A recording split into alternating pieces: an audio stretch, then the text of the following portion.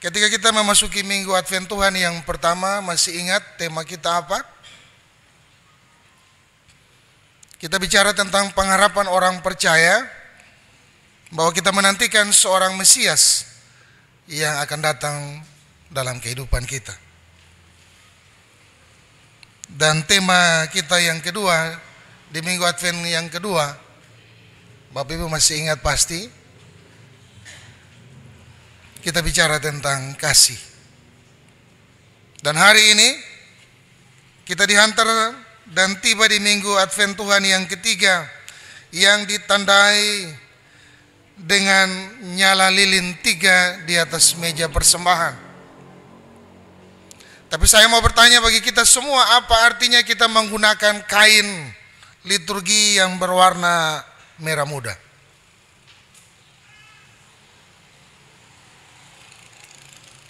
Ada yang tahu kenapa kita menggunakan merah muda dan apa artinya? Kalau sesuai dengan warna liturgis, mungkin majelis yang tahu. Tapi itu tandanya kita ada dalam sebuah tanda penyesalan.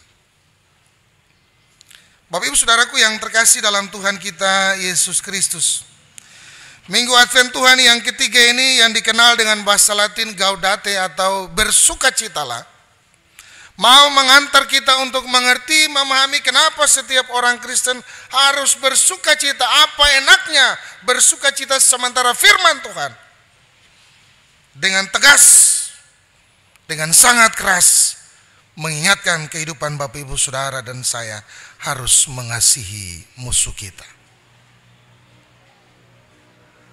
Bapak dan Ibu Saudaraku yang terkasih dalam Tuhan Yesus, kalau kita baca kebenaran firman Tuhan saat ini, sesungguhnya Tuhan berkata, tetapi kepada kamu yang mendengarkan aku berkata, kasihilah musuhmu, berbuatlah baik kepada orang yang membenci kamu.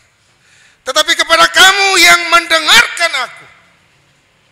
Lalu kalau saudara dan saya adalah orang Kristen yang sudah mengenal Tuhan, tidak mendengarkan apa yang Allah sampaikan, di manakah posisi kita? Bapak Ibu Saudara,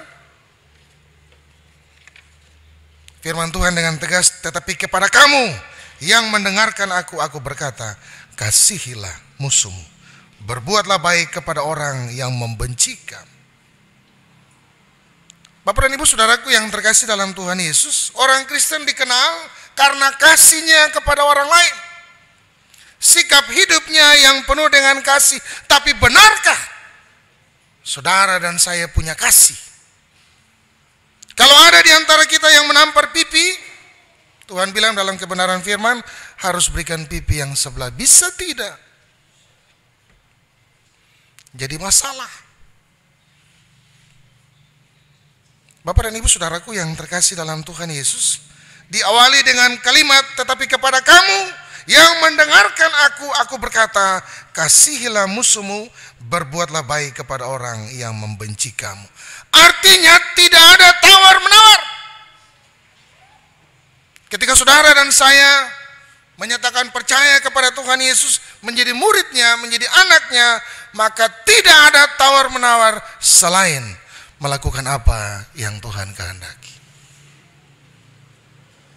Jadi kalau ada kita menjumpai orang yang membalas kejahatan dengan kejahatan, yang masih membenci, yang tidak berbuat baik, maka sesungguhnya dia tidak pernah mendengar suara Tuhan. Bapak Ibu Saudaraku yang terkasih dalam Tuhan kita Yesus Kristus, kebenaran firman Tuhan menuntut setiap orang Kristen, termasuk Bapak Ibu Saudara dan saya, untuk menyatakan kasih kepada sesama kita, termasuk kepada mereka yang lebih pantas dibilang musuh. Kita harus mengasihi dengan segenap hati. Bapak Ibu Saudara,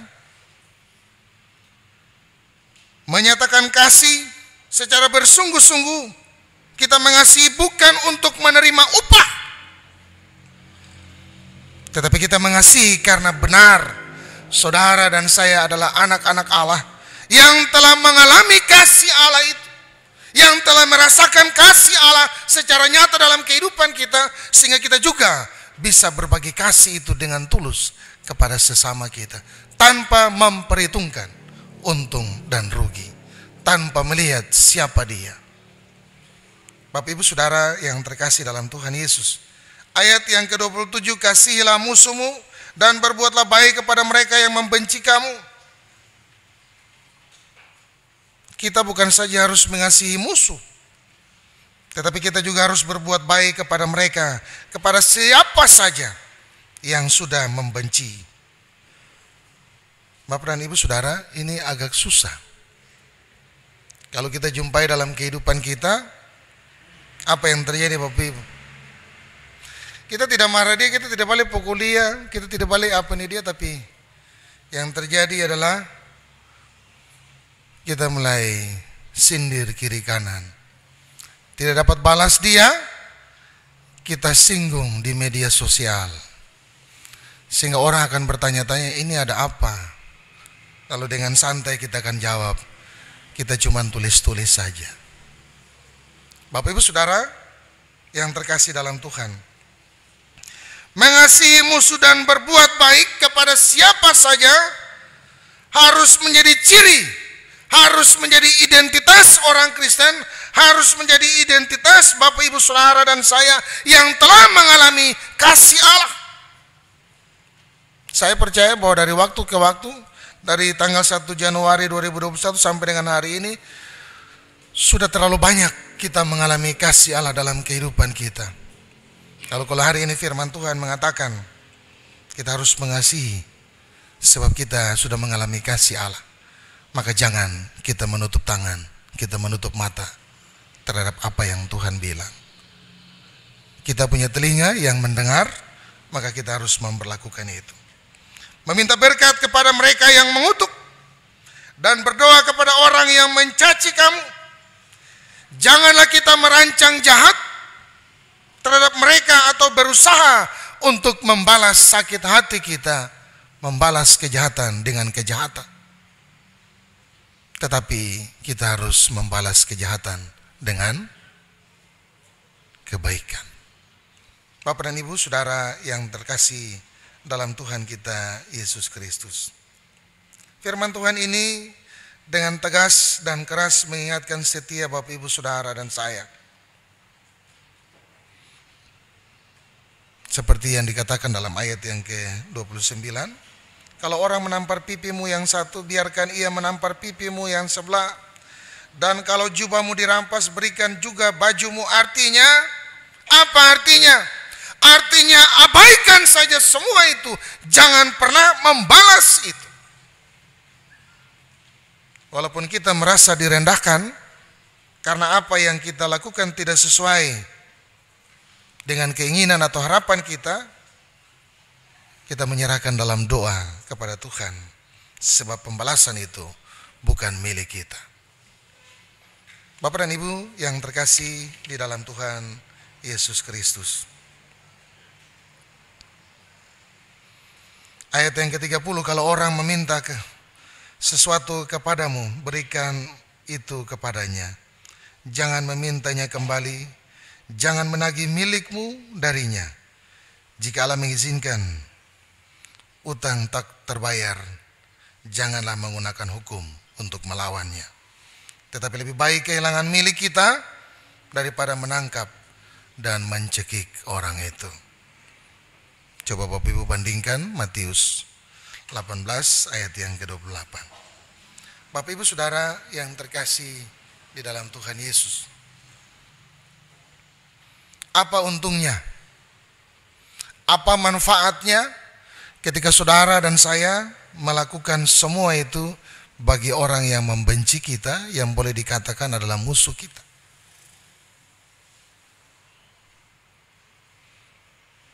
Sebab kalau kita melakukan sama dengan segala sesuatu yang dilakukan oleh orang berdosa, maka kita akan sama dengan mereka yang berdosa itu, dan tidak ada untungnya. Ayat 35 mau mengingatkan Bapak Ibu Saudara dan saya, tetapi kamu kasihilah musuhmu dan berbuatlah baik kepada mereka dan pinjamkan dengan tidak mengharapkan balasan, maka upahmu akan besar dan kamu akan menjadi anak-anak Allah yang Maha Tinggi. Bapak Ibu Saudara yang terkasih dalam Tuhan, janji Tuhan digenapi bagi setiap orang yang mengasihi. Kita akan mendapat upah yang besar. Upah kita yang mana? Tempat telah disediakan bagi setiap kita yang berbuat baik. Tetapi lebih daripada itu, saudara dan saya akan disebut sebagai anak-anak Allah yang Maha Tinggi. Senang ke tidak Bapak Ibu? Maka ketika kita melakukan semua itu, dikatakan kita bersukacita. Kita bersukacita sebab kita melakukannya untuk kemuliaan nama Tuhan. Bapak dan Ibu yang terkasih di dalam Tuhan kita Yesus Kristus, sangat jelas firman Tuhan memberikan beberapa alasan mengapa orang Kristen harus membalas kejahatan dengan kebaikan. Yang pertama, orang jahat membalas kebaikan dengan kebaikan. Orang jahat membalas kebaikan dengan kebaikan.